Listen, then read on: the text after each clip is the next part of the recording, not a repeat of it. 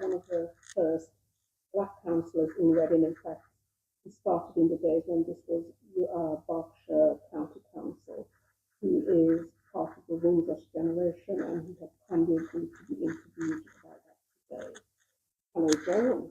Yeah. Agreed to do this. Yep. So, Anything for history. very much. So first of all, can you say which island are you from? I'm from Guyana. Okay, right. Now, can you tell us something about growing up in Guyana, your friends, family life, things like this? Oh, take memories back. Yes. Brothers and 4 sisters. Plantation. A word that is difficult to pronounce. A place called Plantation Iflot. Grew up on a sugar plantation. My dad worked at a sugar estate. My mom was a homemaker. I basically grew up with my grandmother, which means every Sunday I had to go to church. I couldn't miss church on a Sunday to go and play cricket. I had to be at church on Sundays and church and Sunday school. Yeah. I think a lot of people will understand that, will resonate with them. Yeah. Can you tell us something about what kind of foods did you have? What were you eating? Well, the normal type of food you find in the West Indies. Plenty of plantains, plenty of cassavas, plenty of eddos. The main staples, rice and some stew, fish or beef, some form of meat. So, I mean, you mentioned Plenty of fruits. Yeah, it's quite a healthy diet. Plenty of fruits. And in those days, as boys, used to leave the fruit trees that's in your yard and go to a neighboring yard to steal fruits. And if you get caught, you get a good whacking. So, yeah. So, you've obviously touched on, in terms of how you spend your time, you mentioned having to go to church on a Sunday when you obviously would prefer to go to play cricket, watch cricket. Yeah. So what other things did you do in terms of, church, maybe sport? Played a bit of football during the week. I try to play steel band. I can't play it because I don't understand music. Up to this day, I don't understand music. Sorry, you can't do everything. And you've obviously mentioned church. Were you part of the local church community? Were you active, or was it your family that were active? Yes, I was very active in the church. We went to a Scots church known as Church of Scotland. Very active. I was in the choir, although I can't sing. And that is very old organ I used to play. And one of my jobs was to pump the air to get the organ to play. Yeah. Were there any other church activities that you were involved in? No other church activities. Yeah, okay. So, I mean, obviously, I don't know how old you were when you arrived in England, but in terms of the decision to leave the island, to leave Guyana and come here, why was that decision made? I came here to get married. My wife was over here before me. So I came to get married, yeah. And exactly when did you leave Guyana? In 1969. So you were towards to the end of what we consider to be the Windrush generation. Yeah, Windrush ended in 71. Yeah. Okay, right. So can you describe your journey to England? What was that like? Oh, it was pretty placid, very, very nice, I think. First time I traveled on a plane for such long distances. Although the longest I had ever traveled on an airplane was about an hour in Guyana, because I was in the army in Guyana. And to get around the country, we used to travel by planes, but only for about an hour or 2 hours. The longest trip I ever made, but it was okay. So was it, well, that's so then I suppose you had some experience of flying, so it wasn't, the distance was No, I didn't. Faze me because I had experience of flying.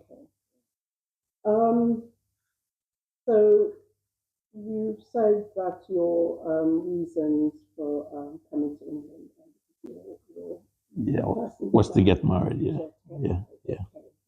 So I'm assuming you actually knew each other from home. Yeah. We're from the same village. Right, and she came before you. Yeah, Mhm. she came with her parents, Yeah. her mom. Okay. Um, so, okay, so what, in terms of leaving home, friends and family, what was that? How did that feel? It didn't feel it was okay to me. It was okay to me because at the time I wasn't living at home really. I was in the military, so I used to be well away from home for months at a time. So it didn't feel any way from me. It wasn't emotional or anything. I just wanted to get here as quickly as possible. To get married. That's understood, yes. But yes, because your experience is clearly very different to a lot of other people Yeah. who a lot of them hadn't ever left the country. Yeah. Obviously, some of them were in the military and Yeah. so on. Some of the supporting the wars and then came here. So, was Reading your first home? Yes, came straight to Reading, off the airport, straight to Reading. Goodness. Yeah. So, and this is where you've only ever lived here? Only I ever lived in Reading, yes. Okay. No intentions of going anywhere else. Right. Okay. Again, that's fair. Obviously, your partner was here. And did you know other people in Reading? Yes, I knew other people in Reading. Yeah. So you weren't coming to just like knowing one person. No. People. Yeah. Again, yeah, slightly different to a lot of people's experiences. Okay, so when you came here, so clearly based on what you've said, the plan would be that you will stay in, because a lot of people came and said, well, we'll stay for 10, 15 years and then go home. What was your plan? My plan was to get into agriculture college, study agriculture, and get back out after about five years. Get back to Ghana. Get back again, yes. Did you make that? No. I made it to agriculture college, Yeah. but I never got back to Ghana. I'm still here. Yeah. It is interesting, isn't it? So many people we know said they were only coming for a short while. 20, 30 years and We're longer. still here, yeah. All sorts of reasons. So, understandable. Okay, so you arrived in Reading. What were your first impressions? Lots of factories. When I looked at the houses and see the smoke, I thought it was factories, lots of factories, not knowing they were houses where people live. It must be, when you arrive, it is very different, isn't it? Because in the Caribbean, you're used to having space between houses. Plenty of space, terrace houses, yes. Yeah. So that must have been something of a culture shock. Yep. And dare I ask that question, what was the weather like? I came in January, the last day of January. It was heart of winter. Oh, obviously your partner had a coat for you. Yes, yeah. But was it? I mean, how did you feel the cold? Because you're not used to that. So how? Well, I was very stupid because when I came, for some reason on that day when I arrived, it was bright and sunny outside. And I rolled up my short sleeve to go outside. And I was told, no, you can't do that. I was told, no, you can't do that. And then I put my coat on and went outside. And I can remember the first shop I went into was a British Home Store. And as I got into the shop, I didn't want to leave the shop because it was so warm inside the shop to go back outside. It was a shock. The cold was a shock. I mean, what other things struck you when you first arrived?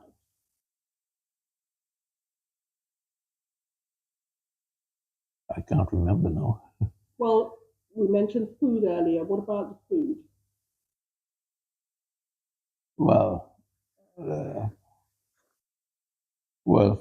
coming from the Caribbean, plenty of pepper, food well salted.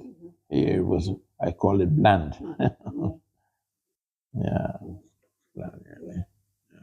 I mean, were you able to get some of the foods that you had in Ghana here when you first arrived? No.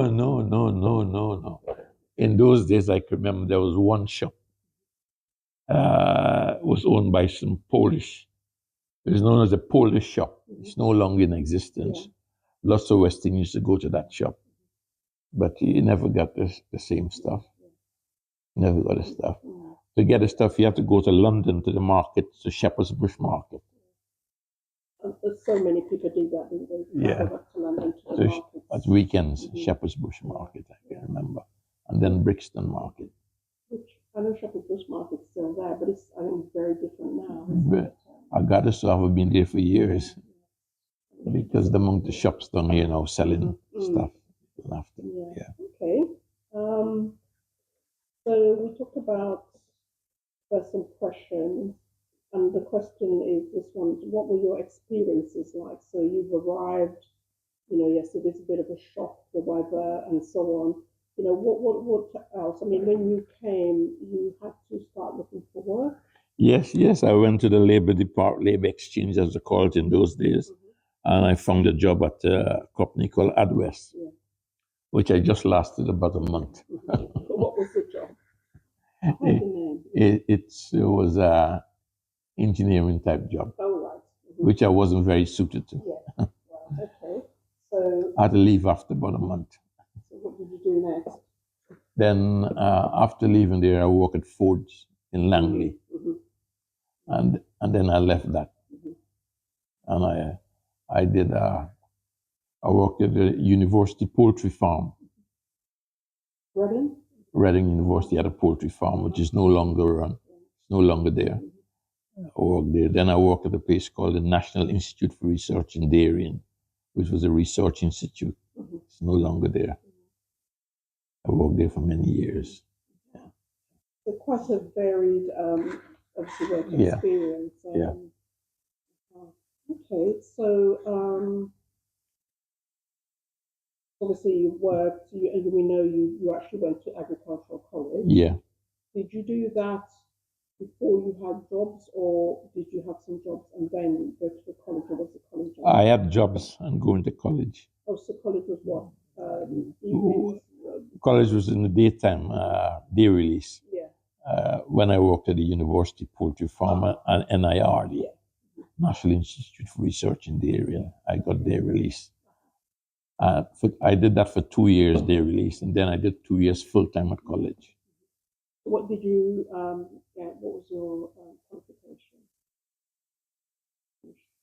National Certificate in Agriculture and Advanced National Certificate in Grasslands, Dairy and Grassland Management. I'm not aware of that, I must say. So that, in terms of your coming here, because you're obviously an adult when you came here, so you did college, school wasn't school. And so where did you live when you first arrived? Which part of Reading? I live in the East Reading area. So that'd be Somerset Junction? No, those places are no longer there. Okay. Just behind Reading, just behind the technical college in that area. Okay. So how long were you there? I was there for about 6 months. Okay. Then I lived in Kings Road for a very time. And then I moved to my present address. Okay. Yeah. So when we're talking about where you live now, we've heard stories from our parents, grandparents, friends, and so on, about when you first came here, trying the difficulties that they experienced in terms of finding accommodation. Did you have any of that? No, I had no difficulties finding accommodation because my wife already had accommodation. What I do know, one day went to the council to see if we get a council house, and was told by a member of staff, well, you can't get a council house because you was there during the war. You never fought in the war, so you can't get a council house. So we decided to put our money together to buy our own place. And that, even at that time, isn't it? That can't have been easy being a black person in terms of getting mortgages and things. this all? Yes, I was lucky because somebody who knew the system put me onto the system, and I was lucky to get a mortgage from the council mortgage. In those days, the council gave mortgages to low-income people. They don't do that anymore. I don't know how many people know that. That's certainly something new to me. Yeah. Well, this is what this is all about, isn't it? You learn, hopefully people learn new things. You think you have a lot of knowledge and then you can speak. Okay. So we think about, you've talked about some of the experiences that you've had. I mean, what did Reading as a place look like? Because here we are, 2023. When you arrived in 1969? 69, yeah. 69. What did it look like? Reading has changed. The physical layout of Reading has changed over those years. You've got the IDR. When I came, the IDR was just under construction. You had no Oracle. That was the brewery. Which brewery was that? Courage Brewery. That's the Oracle. A lot of people from the Caribbean, but people worked in the breweries. Worked in the brewery, yeah. The layout of Reading has changed. What would you consider to be perhaps one of the most significant changes in terms of how Reading looked then and now? The shopping centres. They had no Butt shopping centre at the time. The Butt shopping centre was totally different, yeah. I think, I've seen some photographs, were there still trams when you came here? When I came with the trams, the trolley buses had stopped running. That's just before I came in, that same month, I think. But the lines that are running were still around. I remember Kings Road had the lines where the trolley buses run on. Yeah. So, actually, you mentioned some of the shops. You mentioned when you first came, you went into British Home Store. British Home Store, yeah. We know that the high street has changed significantly, even in the last 5-10 years, next to when you came. What are some of the shops that were around at the time that are not here now? British Home Store is no longer here. Littlewood is no longer here. Borton's is no longer here. There's some other. There's a shop called Wellsteed's. What kind of shop is that? Haberdashery. Okay. So were these all in the town centre? That's all in Broad Street. Yeah. No longer there. In those days, the bus used to, Broad Street was the main area for the buses. Yeah. Right, so think about how it looks, so clearly very significant changes from then until now. I mean, was it easy for you to settle and live in Reading? Yes, it was easy to settle because I met people who was here before. It was easy to settle. Yeah. You had that support network. Yeah, it was there, yeah. I know I think you said earlier you know some of the people that were living in Reading when you came here. Yes, I knew people living in Reading, yeah. So it wasn't coming from an area where, apart from maybe your partner. No.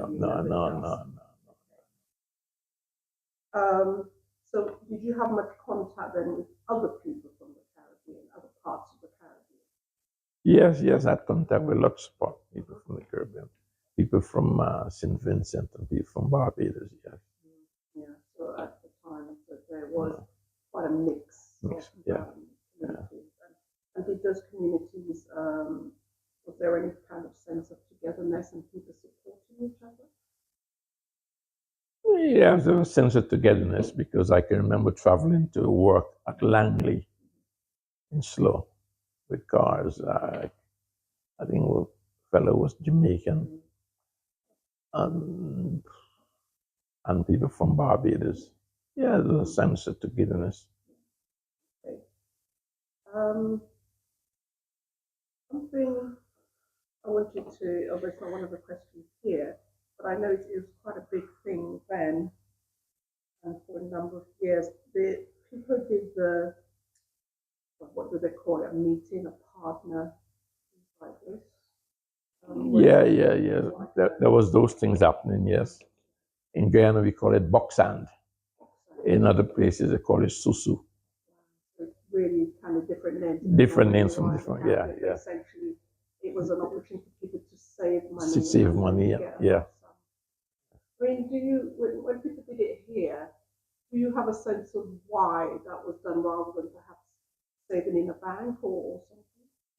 Well, it's something people were accustomed to. Back home, the boxand every week, you pay your boxand. So it was a traditional thing that continued. So when institutions, it was difficult to get money from institutions, people turned back to what they knew traditionally. I know it's still big. I don't know how popular. Yes, I think it's fairly popular among the older folks. So in terms of your spare time, when you weren't working or studying, I mean, what sort of hobbies and things did you do to pass the time? Was there Saturday night dances or I don't know, dominoes? Well, I got involved with politics very early on. Okay. So, well, that's interesting. So, what was the steps? What happened? What made you? No, after I left college, there was an article in the newspaper about West Indian children, and we're still discussing this very same issue today. Sorry, can you just say what paper that was? In Reading Evening Post, so an article in Reading about West Indian children can't do well, in particular can't do science, not able to do science, yes. And that caused me to go, there was a meeting at the primary school next to where I live, of the Residents Association, in which the local MP and other councillors were going to be speaking. And I turned up at the meeting and I raised questions about the article, can't do science. The reason why, when I was at Agriculture College, and I'm looking for that document, I can't find it, I got rid of it. They came and took pictures, and I was in a science class, and I think I was in the middle page of that little booklet about agriculture education. I said, can't do science, black people can't do science. And so I went to the meeting and I raised questions. And after the meeting, the two local councillors came up to me and said, we're your local councillors, or we're the Labour councillors. The MP was a man by the name of Tony Durant at the time. And would you like to join the Labour Party? I said, tell me a bit more. And I joined the local Labour Party, and I continued in politics from then onwards. So how long after that did you become a councillor? That was about 1974. I became a councillor, but 1981, about 7 years later. Was that a difficult process in terms of becoming a councillor? Because I can't imagine, well, you were the first black councillor in the area. It wasn't a difficult process for me, really, because I used to go to attend the local ward meetings, and that's something called the local General Management Committee for the Labour Party. I became a member of the General Management Committee, of which, again, I used to ask questions again about education. And one of the ladies there, who was a head teacher at a school, not in Reading, but her husband taught in a school in Reading, said to me, you keep asking questions about the education. Why not go in the council and ask those questions? And I can remember saying to two ladies, and they're both passed on now there, said, anybody's going to listen to me. I'm a black man, anybody's going to listen to me. And the one who was a teacher, deputy teacher, said, oh, Joe, don't be so damn stupid. And I said, fine. I put my name down to become a councillor. So I put my name down on the list. I was interviewed, and our system went from there.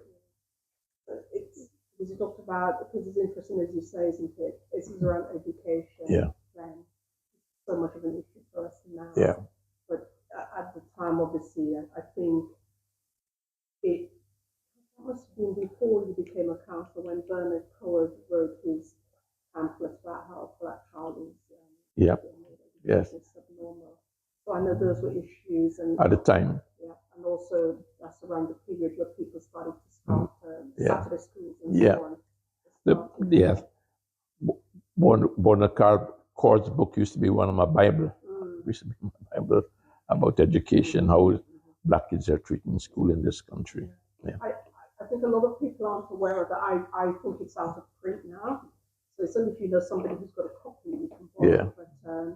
But it is, I will say to people, if you can get home, it's quite seminal work, isn't it? Yeah. It's something that should Because be preserved. the same thing is still happening in Yeah. schools today. Yeah. I think they've just become more sophisticated. Yep. But, you know, bottom line is not a lot of training. Some people argue. Okay, so that's really interesting, Joe. I mean, this question is, we've kind of touched on it before, but it's about, did you ever plan to return to the Caribbean? And you've said that was your plan. That was a hope. Hope. Good way of expressing it. Yeah. Never happened. But you've obviously, you did plan to go back to live, but it didn't happen. But you've obviously returned for holidays. Yeah, yeah. Okay. When you went for holidays, did you think, I really need to come back, or?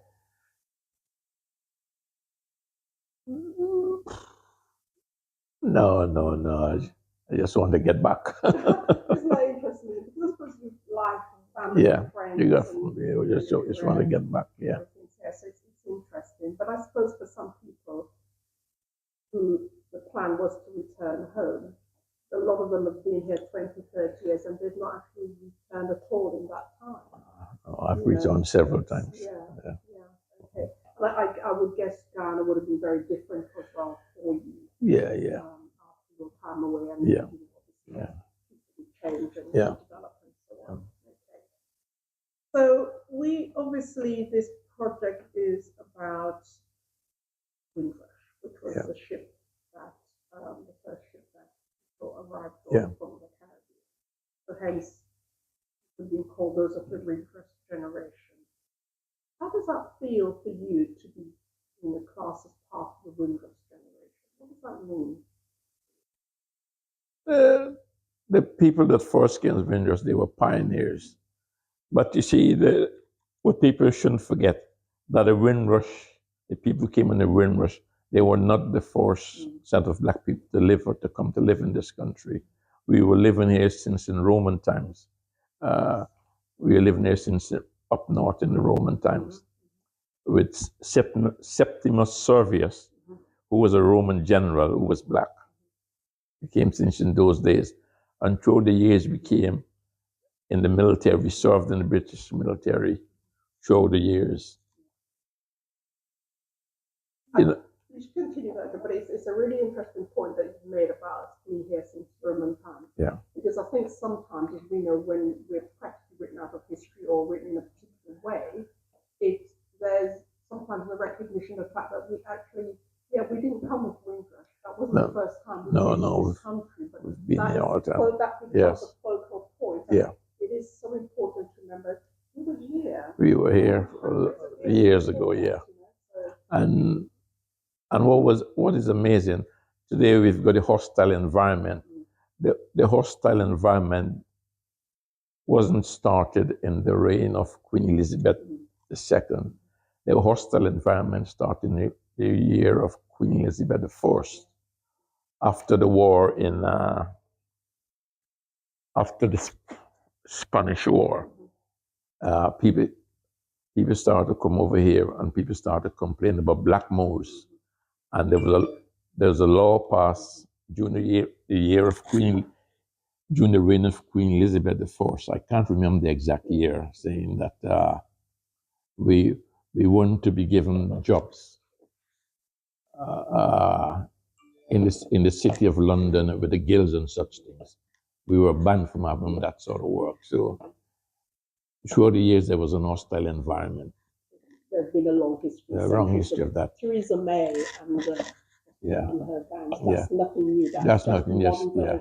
And then we come up to the 60s when with elections with Peter Griffith, when he said, if you want a nigger for neighbor, vote Labour.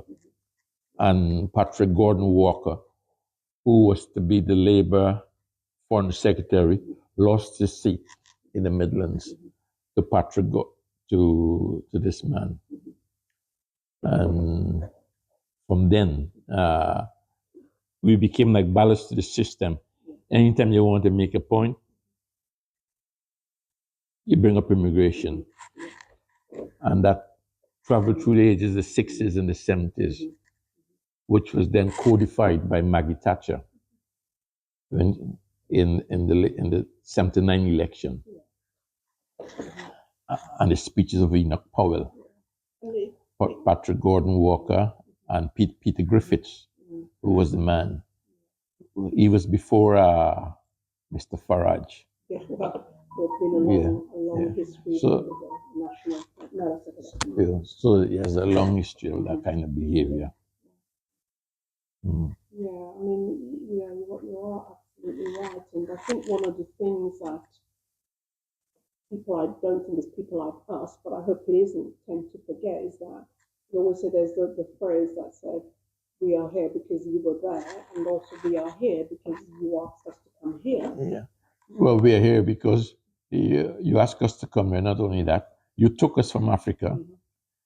You took us on the triangular trade to the West Indies and wherever. And you did nothing for us.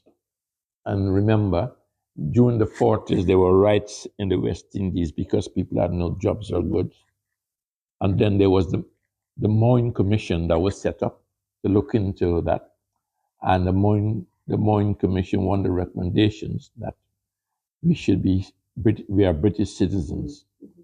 And we all came as British citizens in 1948. The 1948 Immigration Act gave us that status until it was taken away from us in 1971.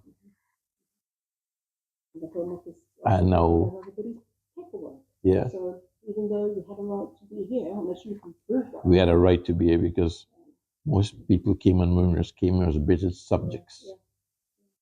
I mean, I suppose just going off, just developing that theme a little bit, bringing it really right up to date. Obviously, this year, 75 years English, there has been a lot of talk, a lot of discussion, a lot of events. I'm just asking for your thoughts on this. I understand that King Charles asked 10 artists to paint portraits of 10 black people to be hung as part of the, I think it's called the Buckingham Palace Collections or some such thing. What's your kind of thoughts about it? Well, there are portraits with black people inside that go back hundreds of years. So I guess he wants to bring it up to date and get some inclusive modern portraits of black people. But if he wants to do it, that's a matter for him. I hope that he will say to the City of London, repay those people their money, because we paid for slavery until about 2015. They borrowed money to pay the slave masters because we were considered property at the time. And for the money they borrowed, that money was only repaid around 2015. Therefore, all of us paid our taxes. Our parents, our grandparents, our great-grandparents who were born in the days of slavery helped pay back what people get. So I hope they can give us back some of that money that we paid for freedom. Well, it would be good, wouldn't it? Because basically they enslaved us, they freed us, and then we are paying them because they gave us the properties. But if that's obviously it's going to be one of the conversations going forward now, isn't it? Reparation. Okay, so what from your point of view, what would you perceive to be the legacy of the Windrush generation? We came, we work, we serve, and then we are abused. That's the legacy. We came, we work in the services, health service, transportation, in factories. We did our bit. but still, no, we're still being abused. Yeah, because I think, that again, as it's part of our history, it is yet again being portrayed as though we, as a people, made no contribution to the development of civilization. And certainly looking in terms of life here, when you have something like suddenly Windrush becomes news, that suddenly it's, oh yeah, well we did this and we contributed that. But normally, generally, there isn't a kind of acknowledgement of this is there. No, we are not recognized for what we've done. And that's the sadness about it. That's why I'm sad I cannot find that booklet. I was told to go to the library, to the library in London there, The British Library. the British Library, and I might be able to find it there. You see, I participated in a poster to recruit people into agriculture in this country, into agriculture education in this country. So we all participated in various things. Right, and I think it's important that, as you said, you can't locate that now, about us holding on to things like this, and making sure that they're saved for the next generation. Yeah. And not just generation of white people, but generally people, so they can see that part of our history, in terms of what we've done and so on.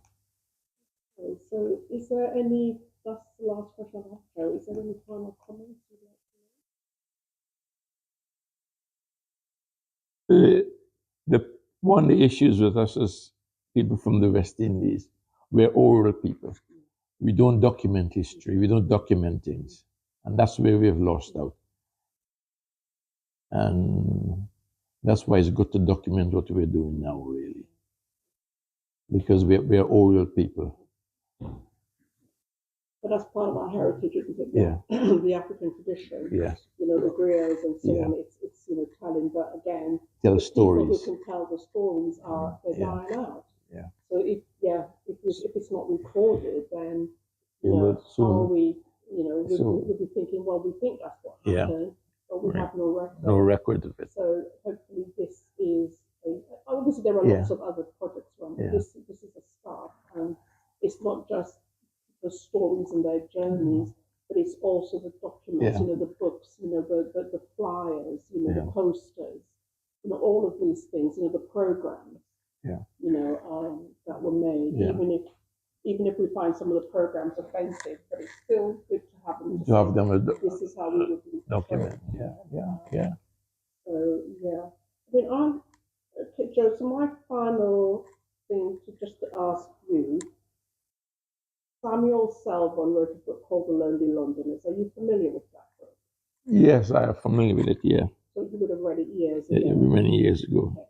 I always mention it because I'm not sure if you can still get it now, but to say to everybody, if you can, it's a really good way to find out about the, what it was like for people coming to the country. Basically, it's part, the Windrush generation, because it actually, if you read it and then you talk to some people who've actually part of that generation, that book is their story. It's so alive. Sam Selvon, It's always fresh. No. Okay. It's never old. So I always mention that. But, just as a thing for people to say, if you can ever get hold of that, I think it's a book to read. And there are some quite good history books around as well about that. Period of us coming here in the 50s and 60s. Okay, Joe, that is it. Thank you very much for your time. Not to worry, not to worry. I hope this is recorded properly, because if not, we have problems. We've got to do it again, do it over. Yes. Okay, thank you, Joe. Yeah, my days at agriculture were very interesting.